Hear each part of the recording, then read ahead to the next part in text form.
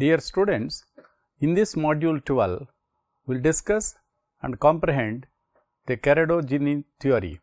According to Gini, population growth tends to follow an evolution path which is similar to that of the life cycle of an individual, passing through various stages of development, maturation, process of maturing, and involution or the state of being involved. We will briefly elaborate this theory here. A biological theory of population was put forward by Carrado-Gini during the period 1884 to 1965, an Italian statistician, demographer, sociologist and biologist. This theory, known as the cyclical theory of population, and states that population growth tends to follow an evolution path which is similar to that of the life cycle of an individual, passing through various stages of development, maturation, that is process of maturing, and involution or the state of being involved. Carrado-Gini was just 8 years of old when he first elaborated his cyclical theory of populations. Let us read the sentences where he introduced his core ideas, starting with the analogy between population and organisms and the role of lower social classes in promoting population renewal. The populations currently dominant in all countries do not constitute the direct descendants of dominant populations in times past. The explanation is simple. The individuals of a society, that is, the cells of an organism, are endowed with a certain reproductive power. What is not commonly evaluated is its magnitude. If differences depended merely on chance, there would follow variations without rules from one generation to the next. Instead, the differences are continuous and in evolution. This suggests a constant relationship between the different reproduction rates of individuals and a certain circumstances. This circumstance cannot be pinpointed with certainty. It is wealth, it is the degree of culture, it is intelligence, it is refinement. It is all these things together, but it does not coincide with any of them. It is what we are accustomed to designating with the expression civilization. The greater or lesser dependence of our activity upon the primordial and instinctive needs of the organism rather than on centuries old needs and effects which may be said to be more elevated than the psyche and the senses. Those people belonging to higher up in the social ladder, those forming the upper classes, generally have a much reproduction rate than those who are in the lower ladder. Each nation thus figures at a certain moment in world history almost exclusively for what their managing classes are and what they are worth, but its future depends instead directly on what other classes which currently yield negligible influence will be and what they are worth. In 1929, Carrado-Gini was invited to Chicago by the prestigious Harris Foundation to lecture on his cyclical theory of populations. The reaction to his lectures at conferences, published later in the volume Birth, Evolution and Death of Populations 1930 by the American scientific community, was surprisingly negative. The criticisms were harsh. In 1931, Edward Ritter, then president of the American Sociological Society, qualifies Gini's approach as anecdotal, scientifically vulnerable due to the lack of direction from reality and supported by a chaotic combination of information from various sources, both historical or biological and statistical. In most cases, contradictory or irrelevant. Most of all, as Ritter points out, the approach was tautological, or even magical. A cause outside of the phenomenon is posited to explain economic, social, and political reality, and the cause is outside of facts, whether it is located in biology or providence. It needs to be mentioned that, in general, biological theories have not been accepted as sufficient explanation of population since, as has been pointed out by social and cultural theories, social and cultural factors are equally important in the growth of population. Fertility is not some mere biological phenomena, but very much influenced by social and cultural factors. And in summary, we can suggest that the Gini theory has brought very well to link it up how the biological aspects have played an important role in understanding the fertility behavior. But however, over a period, it is clearly worked out that besides biological theory, there are social cultural aspects also need to be understood to have a comprehensive and holistic way of understanding the fertility behavior. Merely linking the biological aspects alone will not be sufficient, whereas the socio-cultural importance of these factors also have to be understood. That is how the subsequent theories have started bringing out the economical, social and cultural factors, how besides the biological aspects of understanding the human reproduction are very important in explaining the fertility and fecundity aspects of the population. Dear students, as part of our understanding of biological theories, the other dimension to the biological theory was postulated by Herbert Spencer, and this is going to be covered in this module. According to Spencer, that fecundity decreases when the complexity of life increases. Further, he said that children's survival status will be low when couple has large number of children, and child survival status will be high when couple has small number of children. We will briefly elaborate this theory in this module. Herbert Spencer, in the period of 1820 to 1903, was an English philosopher, biologist, anthropologist, sociologist, and a classical liberal political theorist of the Victorian era. He was born into a family of the British aristocracy. Spencer was sickly in his youth, all 8 of his other siblings dying at a young age. His constitution remained weak throughout his life, and he would later suffer from nervous breakdowns, which he never recovered from, and he wandered about London never in a complete state of good health. In 1880, Herbert Spencer postulated that fertility increases in response to the progress made by society, and that, in fact, is a great agency for the advancement of mankind. He, however, went on to add that when population growth becomes excessive and threatens the very existence of the human species, individualization steps in and resolves all these difficulties. The biological theory of population or natural theory of population by Spencer clearly brings out these relationships.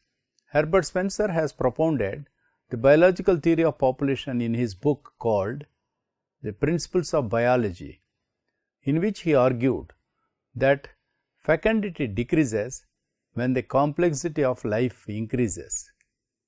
According to him, changes in the growth of population occur due to natural change in the reproductive capacity of human beings.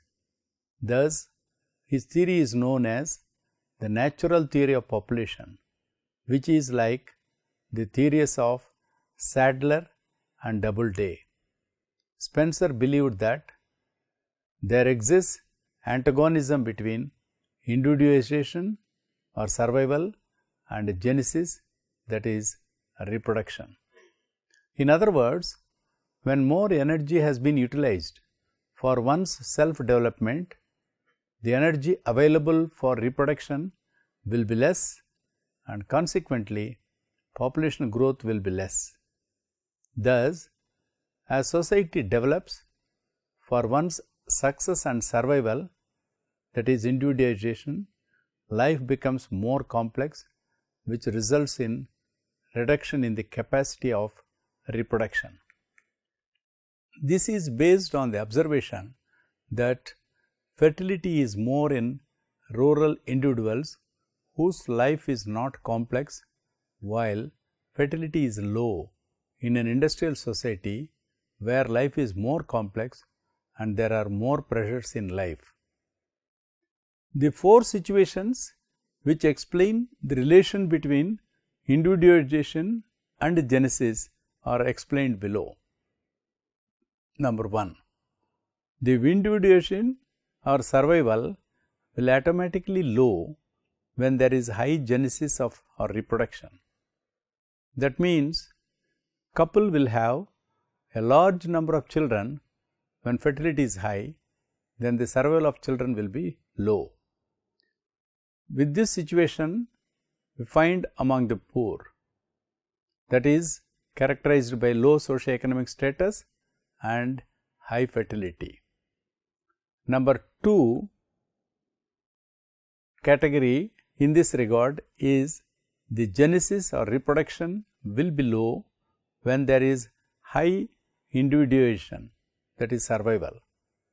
This situation means couple will have small number of children when fertility is low, then the survival of children will be high.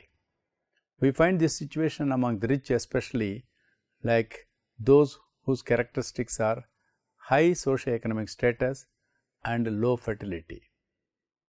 The other three categorization is the individualization, that is survival, will improve when the genesis or reproduction is low. This reflects increasing socio-economic status and lowering of fertility. And the last fourth category is depicts that the genesis or reproduction will be high when the individualization or survival is low. In poor people, we find less individualization or survival and more genesis, that is reproduction.